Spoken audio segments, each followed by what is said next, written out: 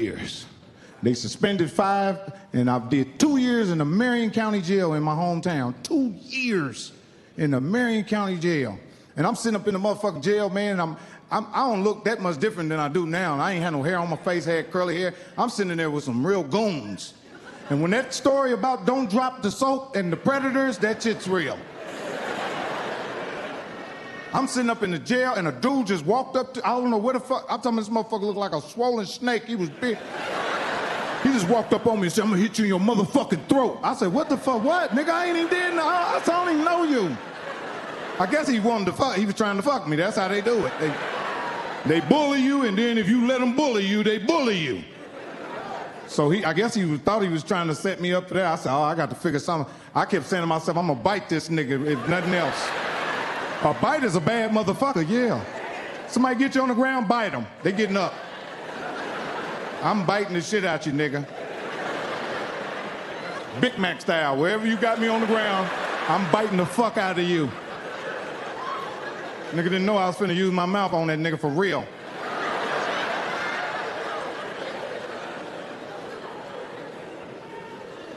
And I'm sitting up in the jail, I'm like, damn, boy, I'm nervous as hell. And I seen a dude, man, named Louis. He was big as fuck. He looked crazier than the other dude. And he said, Mike, I said, Louis? And he was a drug addict. This dude, Louis, on the street, he was a drug addict. On the street, he was real shriveled up. He was dirty. But in jail, when he get his rest and he's eating and working out, he looked like a monster. And I said, Louis, he said, Mike, what you doing here? I said, man, I was trying to sell some dope and got caught. He said, man, you know you ain't the type of person supposed to be in here. He said, man, how's your sister Julie? Because he knew my sister. He said, how's Julie doing? I said, man, she's doing good. He said, man, you have any problems? I said, I got one right now.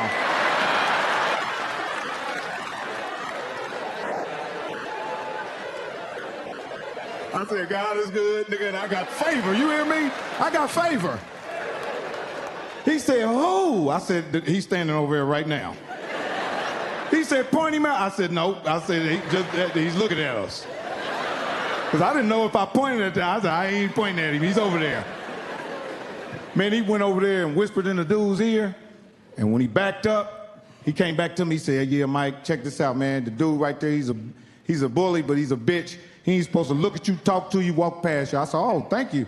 So the whole time I was in jail, this how the dude was walking past me like this. I said, oh, Lord, what the fuck did he say to him?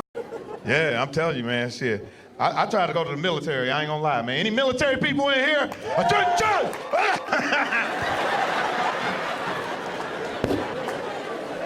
That's my yell in your motherfucking face like that. Man, get the fuck out of my face. Don't die, you not die. I'm like, nigga, I'm out of here. I quit. I don't want to do this. Get the fuck out of my face.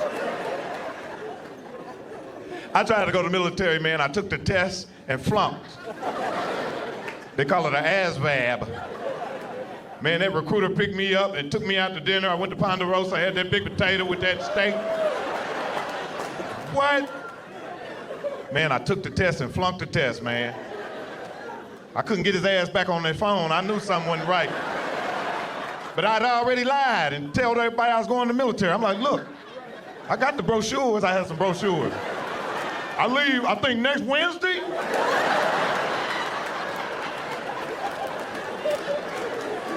Man, that recruiter called me and told me I wasn't going. My other two friends, they went. I was sad in the hell. He was like, Mike, man, we love you, bro. I said, damn, man, I was sad. I'd already told everybody I was leaving. I said, I gotta get out of here. I gotta do something. So I went to prison. I said, I'm gonna disappear for a couple of years and come back.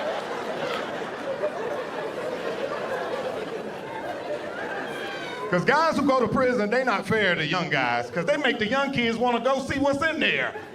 Because they be bragging on it. It sounds so good. They be like, yeah, you know, and then I did 2 years up here at the same thing, you know what I mean? Then I did another 5, you know what I mean? That's when I went on and got swole up here. The kid's like, I want to go. Yeah, you're not telling these young guys you might get fucked in there.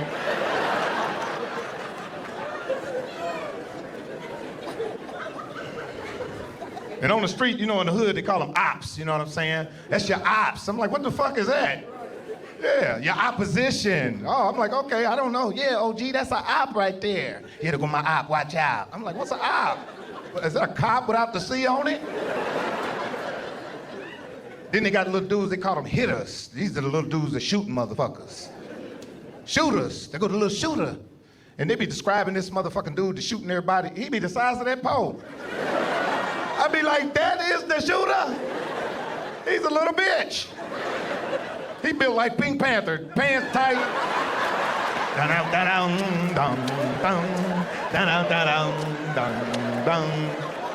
Gun hanging out his ass. Then they go to prison and can't defend themselves. But some big convict that been lifting weights, been in there his whole life. He gonna overpower you, little shooter. Yeah, he gonna get you in the weight room and work you out real tough. Get you real tired. Next morning, he gonna come in there, you gonna try to fight him off and can't fight back. You gonna say, turn on around, little shooter. Put that magazine on your back.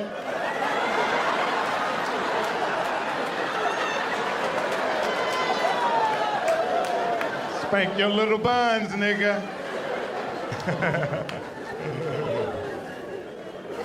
Man, I ain't bullshit, man. Because you know the police will lock you up for DUI. I don't care how old he is. I was in jail one time and I seen my buddy's grandmother. She was about 75. You know how the women be going to court? I seen her thing like, yeah. I said, hey, Mr. Reese. She said, oh, hey, baby. I said, what you doing in here? Some bullshit. She said, I'll call you back after everything though.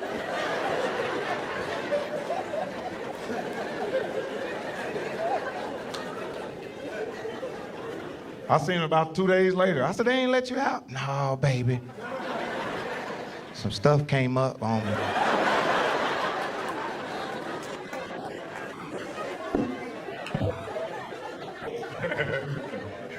You know how they do that gun turning and thing? Like they say, come on down, bring in your gun. You know, stop the violence, come. Man, I went down there one time, man.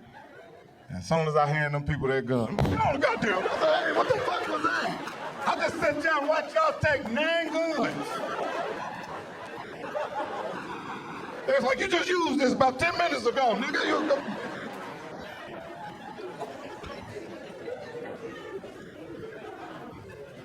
One of my buddies, man, rest in peace, man, he was in prison, man. His mother tried to bring him some Jordans in prison.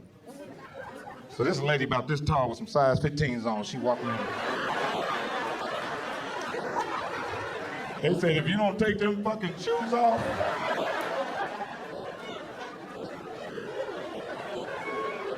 she said, I got the gout. They said, you going to jail if you don't take them skis off. You know damn well them ain't your shoes.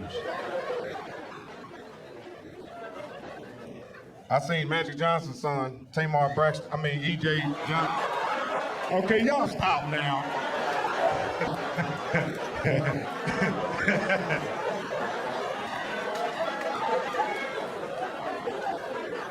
I need my little asthma thing, my little pump.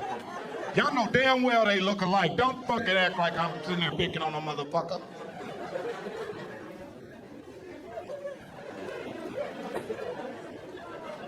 Telling niggas still go to jail. You did all that telling, you still in here?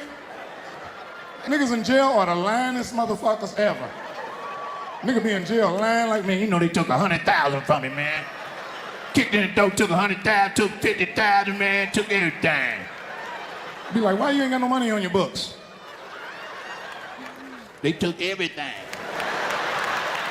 I didn't even have $15 to put on a nigga books. The niggas go in prison, man, they turn into everything. Straight up. Nigga, I know a nigga didn't kill 9 niggas. This nigga's in a Christmas play this year. This nigga hum rum pa bum bum. Hi me. I said, do they know who they got in this play? This nigga is gonna tie Santa, everybody up. Hum rum pa bum bum. Niggas come home from prison, they want you to take them to the mall, don't they? Take them to the mall, baby. You know I just came home, man. Go on, get me right, baby. Take me to Northland, baby. Give me a sweater. Yeah, man, take that, man. They tell everybody, too, yeah, Tony got me 2 sweaters. I just got 2 sweaters. Tony gave me 2 sweaters. I got a pair of pants the other night.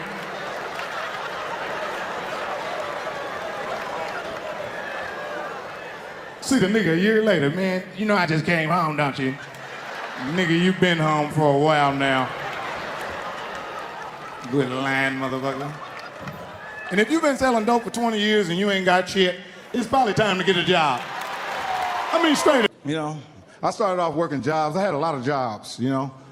I worked at Hardee's. You ever heard of that? That's some Midwest shit, yeah. I worked at Hardee's. Every job I worked at, I sold drugs on it. So I was the weed man on all my jobs. And the boss would wonder why I had more than the rest of the employees. When you sell drugs on a job, you can give out credit till Friday.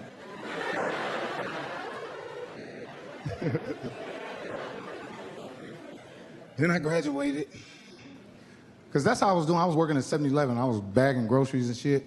And my friends that started selling crack was coming in the store buying baggies. You know the little sandwich baggies?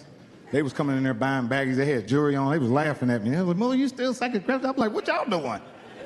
See, I had no business selling drugs because I was a Jehovah Witness. How do you go door to door to car?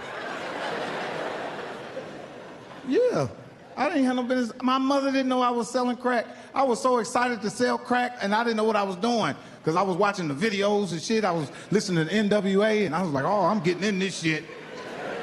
And my big brother John, he just kept saying, yeah, I got a black suit for you. For what? He's like, nigga, you gonna get fucked up. But don't forget, I was a Jehovah Witness, so I was a nice drug dealer. That's why the drug addicts like me. You know, I was real nice. I felt sorry for the people that were selling dope. Before I give it to them, I said, you really need to change your life. And then I'll sell it to them. Give me the money anyway. Somebody else is gonna get the money. And one time I sold into an informant. It was a club called M&J's. It was like a nightclub. I had just got my, you know how when you first cop, I just spent my money on my dope, I bagged it up, and I'm sitting over in the car at the park, and I sold some dope. The dude, something told me don't sell this shit to this motherfucker, because he was moving too fast. He's like, come on, I gotta get up out of here. And I sold it to him, man. As soon as I sold it to him, and I got out the car, the motherfucker narcos rolled up on me. Took me to jail for dealing in possession of cocaine over 7 grams. And if you Google Mike Epps mugshots on your phone right now, you will see where I caught that case, 1990. Look at the picture. Yeah, look at the picture. I'm gonna give you a second. Oh, you ain't got no phone?